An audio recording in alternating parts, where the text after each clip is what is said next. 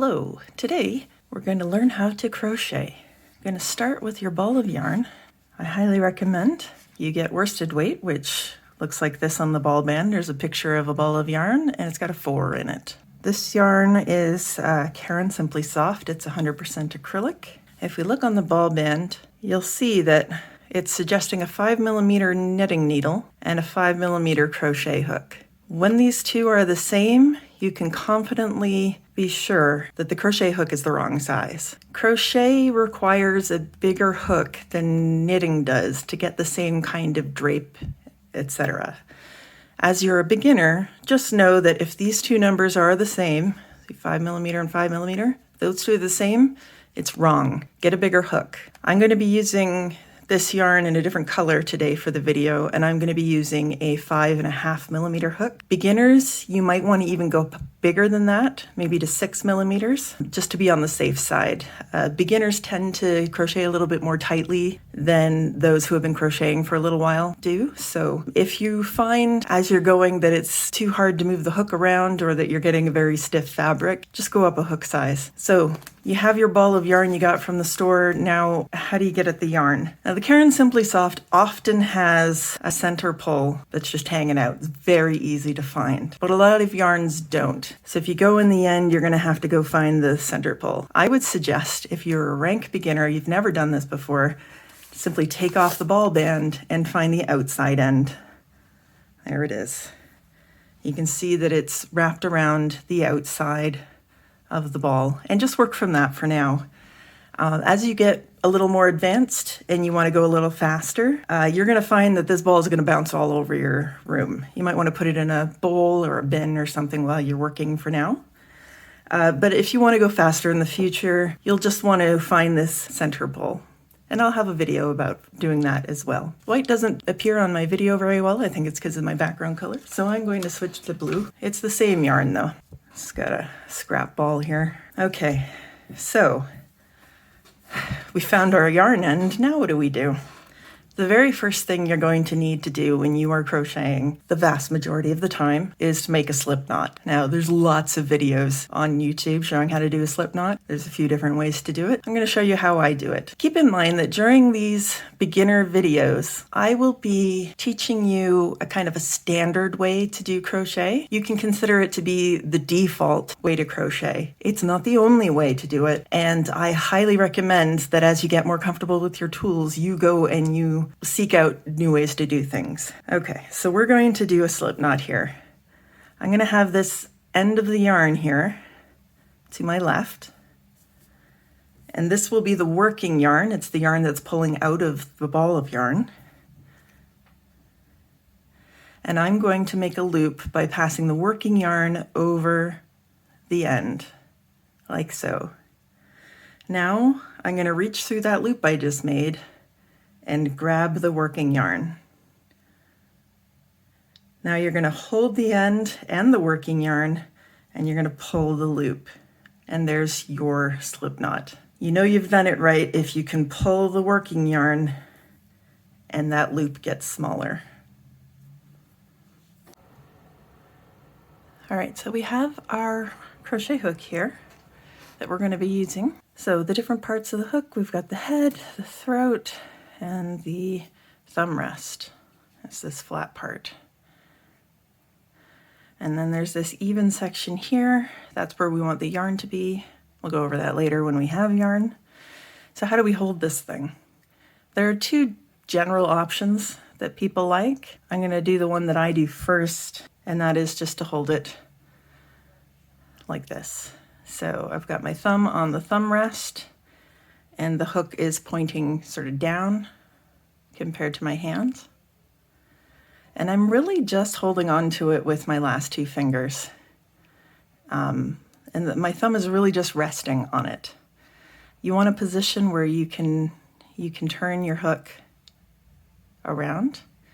You're mostly going to be having it this way and then that way. Okay. The alternate way to hold it, which I don't actually recommend, but you may see people doing this, and there's nothing wrong with it per se, is to hold it like a pencil. So you still have your thumb on the thumb rest, and you you do this to do your stitches. Now this, I find personally, this is a weird angle for me for getting the hook into the stitches. And I know some people who have had hand problems doing it like this. You'll often see, if you ever see a painting of someone crocheting, they're often holding their hook like this. This was considered a more ladylike way to hold the hook, but again, it can cause hand problems. So I highly recommend you do the knife hold, or the toothbrush hold as I call it, because this is how I hold my toothbrush, where you just sort of overhand it, get your thumb on the thumb rest on the side that the hook is pointing. So we're going to put our hook, I'm using a 5.5 millimeter hook. I'm going to put it into the loop here, and I'm going to pull so that the loop goes against the hook. Now, you don't want to pull it too tightly, okay? You want the yarn to be touching the hook, but not like really tightly bound, like you don't want it to be really tight like this. You can even see the yarn isn't twisty anymore as much. It's just too tight. You want it to be a little bit on the looser side, but still touching the hook. Looking at our hook here, we can see that we have different places. This is the head of the hook, right? It's the actual part that actually hooks. This tapered part is throat. This area here is called the thumb rest. Usually your thumb goes there while you're crocheting. And the part in between them is where you need to have your loops. Whenever they're just sitting on your hook, this is where your loop needs to be, because that's how you get the gauge that the hook is giving you. Okay, this is the area of the hook that is actually 5.5 millimeters in diameter. Okay, so I've got my slip knot. It's kind of loose on my hook. That's okay. It's very, very easy to do what we're going to do too tightly, so having it a little loose is fine. Now you need to learn how to hold the yarn while you're working. I have a video about how I hold my yarn, but for now what you can do is just grab it with these 3 fingers and put your pointer finger over top. That's good enough for now. You're going to use your middle finger and your thumb to hold on to that little knot. And now we're going to learn 2 of the 3 main maneuvers used in crochet. We're going to learn how to yarn over and how to pull through. Okay? So this is how I've got my setup here. To yarn over, you move the yarn from the back to the front over your hook. Grab it into the actual hook part. And now I'm going to point my hook down being where the knot is, if you can see that in my fingers there. And that's because at the knot there's this teardrop shape, and that will allow the hook to come through that loop that was on your hook. Okay, let's do that again. So you can see I've got my loop on my hook. It's kind of a teardrop shape. When I pull my hook through, I'm going to point it towards my fingers so that it can go through there. But first we need to yarn over, so let's do that again. The yarn goes from the back to the front so that you can grab the yarn in the hook, point the hook down towards your fingers, and pull through. You yarn over, grab the yarn, and pull through.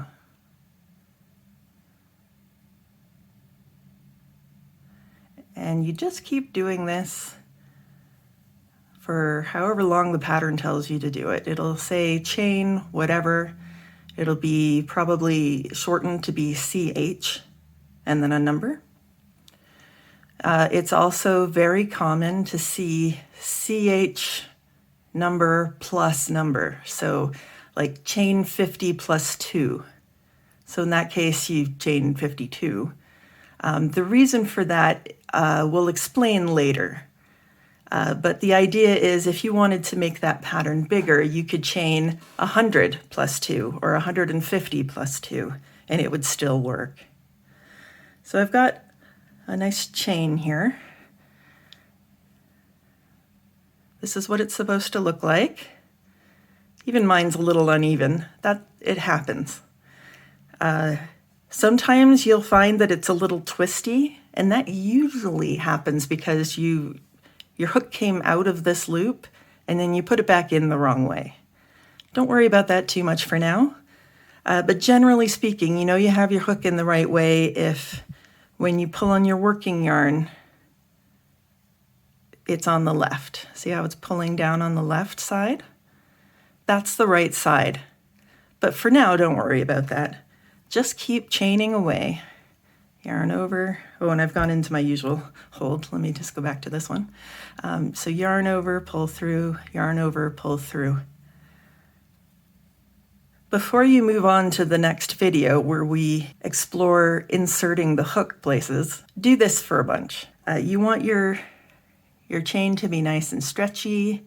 You want it to be nice and even. You want to see these V's on the one side and these bumps on the other side. And just keep doing it. If it gets too long, just rip it out, take your hook out, and just pull the yarn. It'll come right back out. And then make your slip knot.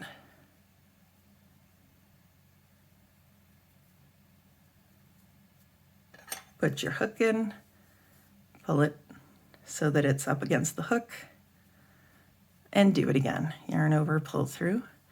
You'll find that these first couple of stitches are harder to do because you have less to hold on to. And when we get to the next video, you're going to find it very hard to work into this chain. So again, feel free to do it as loosely as you can while still having it look like this. Like you don't want it to be too big like this. Okay, see the difference? This is very loose. So just practice making sure that your hook isn't like squeaking through your yarn.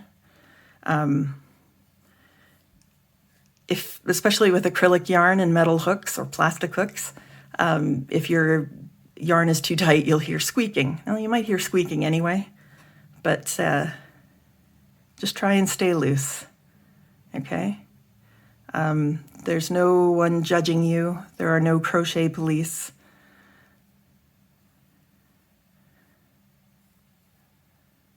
There we go.